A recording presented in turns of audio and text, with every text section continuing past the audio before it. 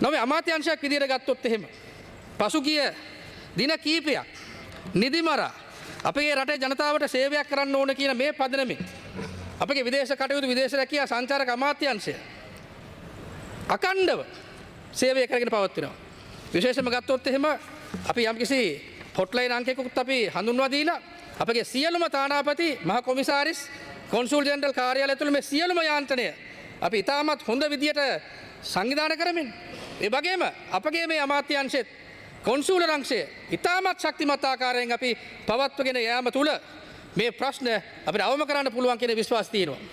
ලෝකේ කොතනක ප්‍රශ්න ආවත් අපි විශ්වාස කරනවා එතනදී අපේ ප්‍රමුඛතාවය තියෙන්න ඕනේ අපේ ලාංකික ප්‍රවේශියෝන්ගේ ආරක්ෂාව තහවුරු කිරීමට අදාළව.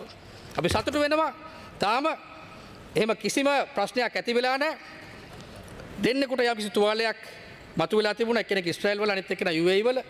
ඒ අදාළ කරන ඒ තුවාල වලට අදාළ ඒ ප්‍රතිකාරෙත් ලබාගෙන ඒ අදාළ ඒ පුද්ගලයෝ රට විරුවෝ දැන් තමන්ගේ නිවාස වලට ගිහිල්ලා තියෙනවා. ඒ වගේම තමයි අපිට එන පැමිණිලි වලට අදාළව ඉතාමත් වේගෙන් අපගේ අමාත්‍යාංශයේ කටයුතු කරගෙන යනවා.